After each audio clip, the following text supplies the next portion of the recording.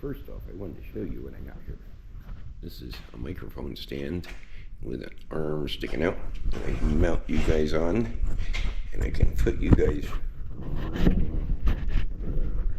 close enough. I think that works. First, we'll get this air filter off just to make more room.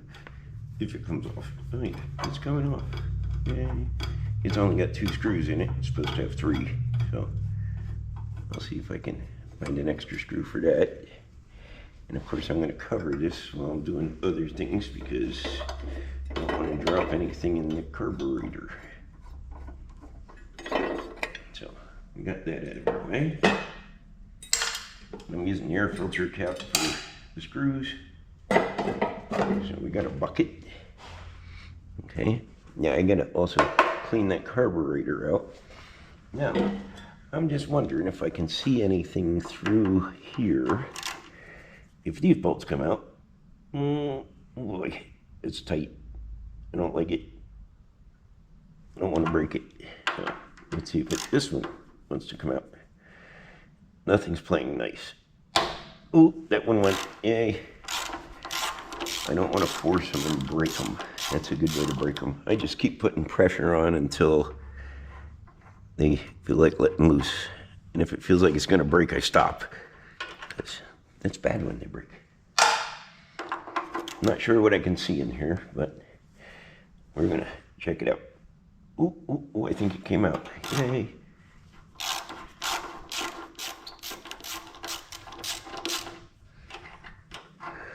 Okay. So let's see what's under door number 1 here. Okay, I can see something in there. An arm.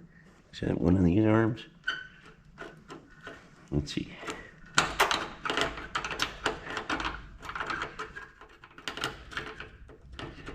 What this does is that just puts pressure on that one, and then this one is our throttle. You can't really see much in there. Now the problem is these screws here are fine, but there's one on the bottom. I wonder if I can get in there. Yeah, I think I can get in there. If I can get them 3 screws out, I can maybe see better what's in there, and it's looking good for that. So let me see if I got a really long screwdriver to go right in there. And I'll need something to take this spring off with, and something to pop this linkage off with. So I should be able to just push that off, I hope. Like that. And then the spring, I might be able to just push that out, I'm not sure. Nah, need those pliers. I can twist it out of there. So I need a Phillips head for those, a long one, and a pair of needle nose for that. Now, I got myself a nice long one. And should be right in there. And yeah. Hey, that worked nice. I'm just hoping I can get the bottom one the same way. Then if I can get the bottom one, like I said, this is the business end. This is where the main lever is, so hopefully it's just something silly in there that is not working. Hopefully. But we're getting in there. And this thing, they bypassed the fuel pump on it also. So we're going to do something about that. Now this bottom screw was the one I was worried about. I'm not sure if I can even get in there. But even if I can get in there on the right angle, I think I'm in it. But I don't know. It's quite an angle. Ooh, ooh, I think I got it. Wouldn't that be amazing? That I could actually get that. Let's see. Did I get it? Yes, I did. I got it. Hooey. That was the one that I was worried about. Now, this wiring here is kind of being a pain in the neck too. And I am kind of slipping out of the screw and everything else. But we're getting it. I think I got it unscrewed enough. Now I think, I'm wondering if this wire is long enough that I can pull it around and get it out of there. Nah, I don't think so. Maybe I'll get this out of there first. Like I said, I've never worked in one of these antique type governors, so I'm hoping, yep, there it goes. I might have to make a new gasket, of course, but there's our little flyweights, and there's our little end thing. There's our little lever. Now what is going on in this thing? This is, yeah, it's seized up is what it is. So it's not, it doesn't have any oil in it or anything, so it's like locked up. The flyweights move, but they're not pushing this all out. This is supposed to come out and push on this little fork in there, which throttles it back down. But this is all seized up. It's all rusty in there. So that's our problem with that. Not too bad. We're doing it. So, and yes, these are supposed to have some kind of oil in them. This spring is still giving me trouble here. I'm going to get this out of my way. Darn thing. Okay. I did get a pair of needle nose pliers before. I guess I still got to use them.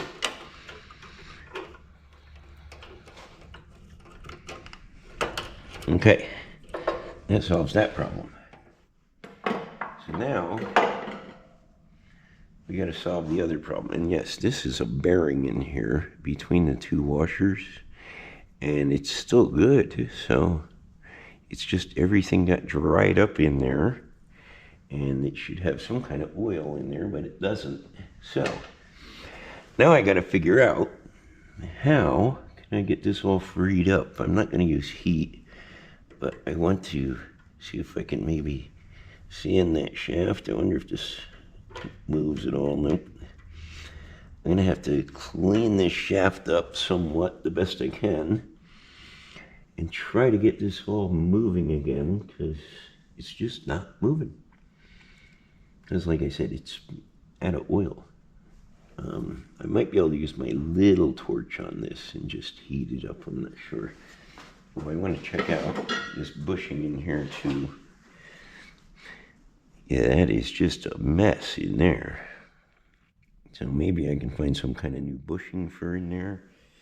But I actually think I saved that gasket. Look at that. No, a piece broke out. Oh well. So I gotta make a gasket. Or maybe some gasket material or something. But yes, towards the end of this project, it's going to get some oil in there too. So,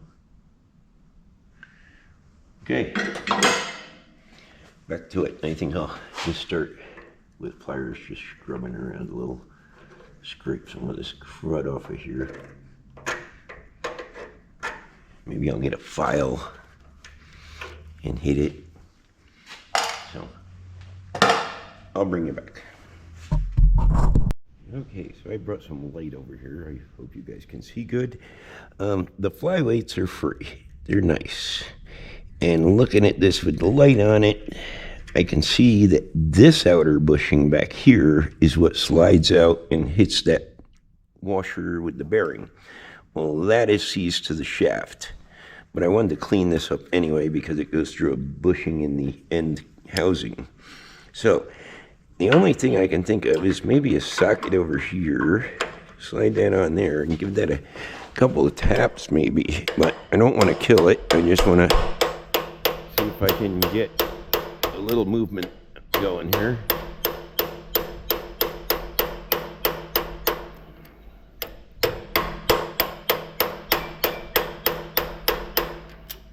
I don't know if it moved or not, but hey, there's a chance. Like I said, I don't want to kill this thing. I don't know how sensitive this is. But, oh yeah, it definitely moved. So I got movement out of it. I'm going to try to get a screwdriver behind it and push it back out. And that's what the flyweights do, is they push it out.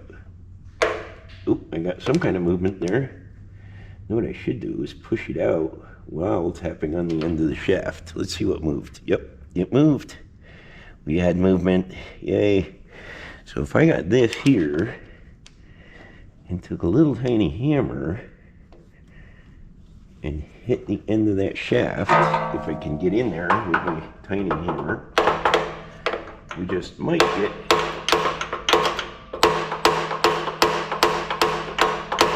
yes, we have more movement. So look at that. See, now my flyweights are moving. Yay. We're actually getting this. So this is not torturous at all so far.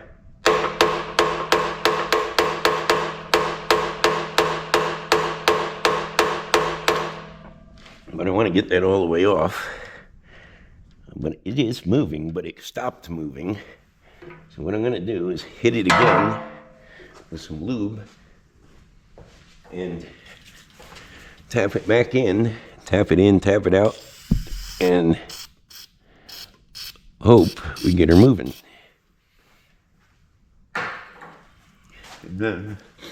I think this is a nice enough seal. Once I clean this gasket off, I can probably get some silicone to seal that, because it's got a step in it. I'll fill that whole thing with silicone and it'll be like an O-ring in there. So now I'm going to tap some more this way.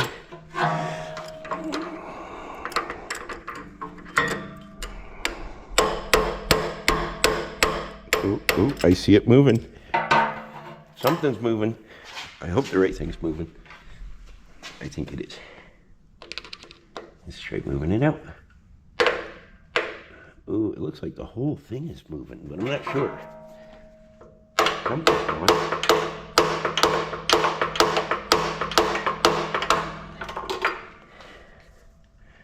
I don't know. I'm a little scared of it.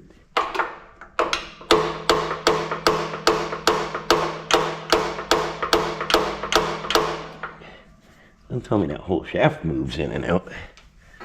That'd be weird. Let's try tapping back in. This is the fun of mechanical work. You never know.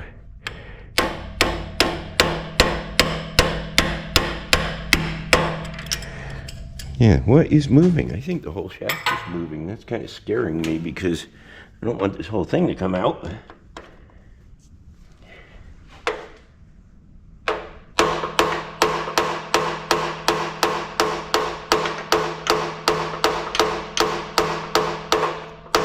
Unless that is how it works. The whole thing comes out, I don't know.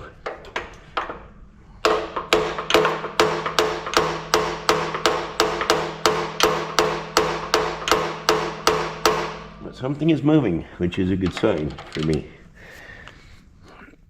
Look how far them flyweights are out. Nice.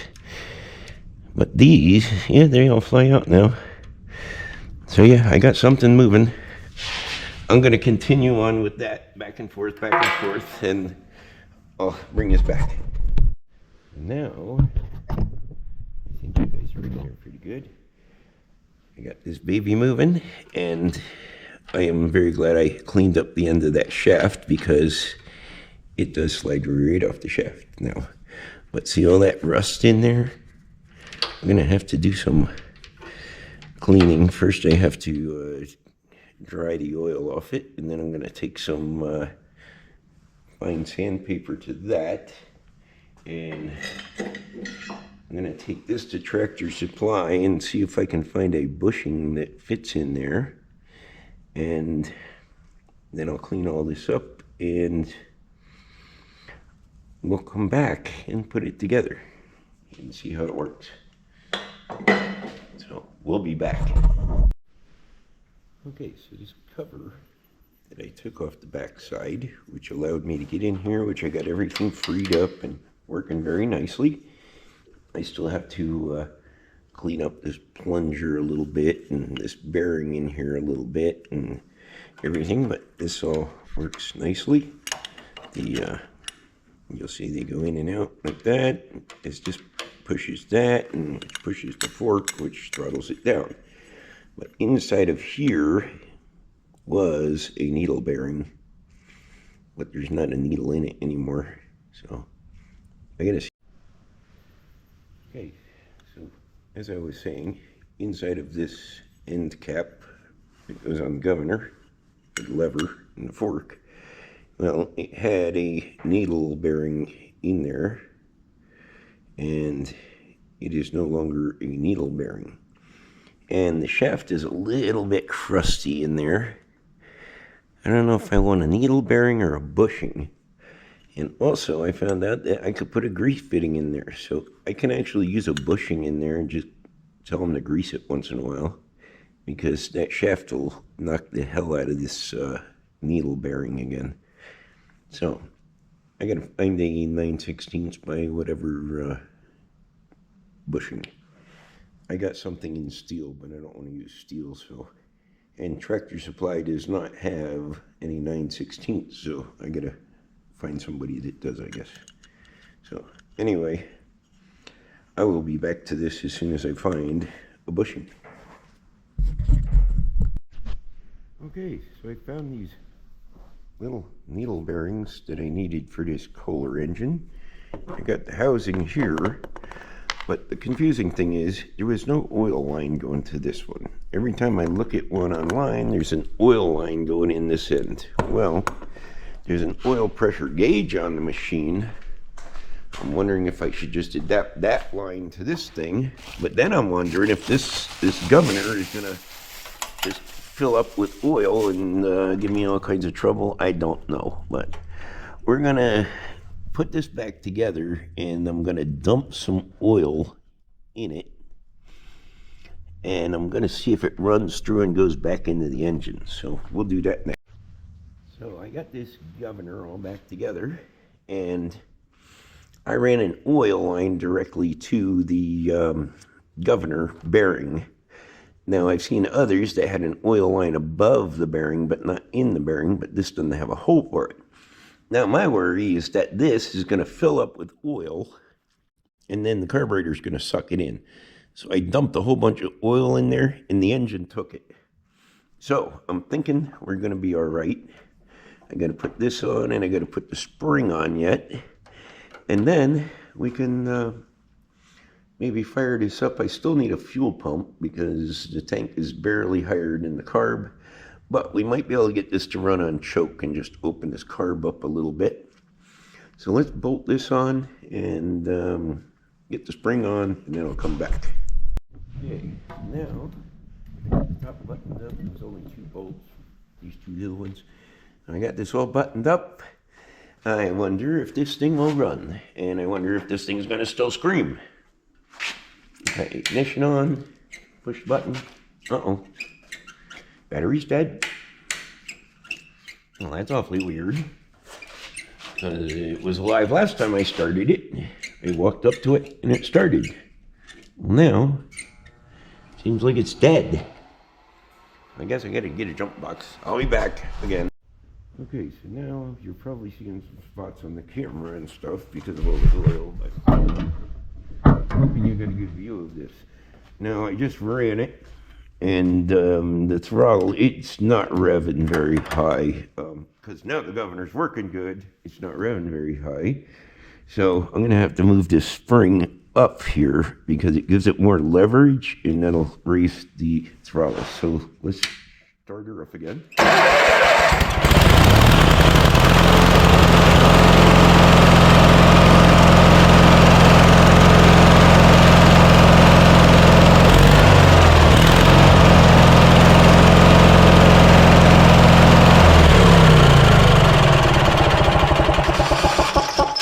You can see how that works.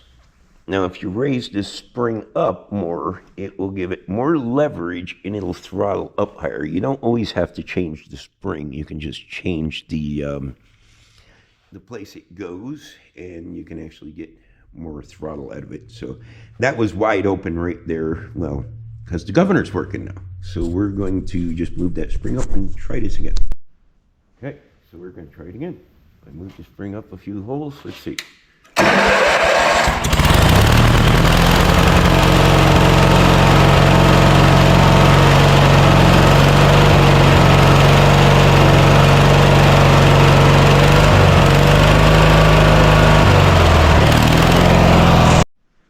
Okay, so I think we're at the last of this. I pulled this, let's see, yeah, you can see me.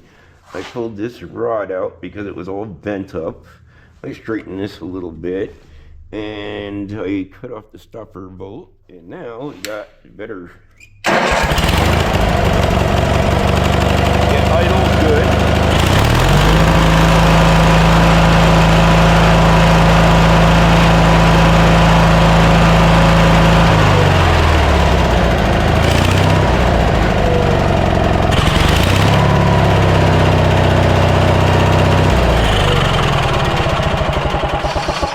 Okay, so now I think we have about perfection here.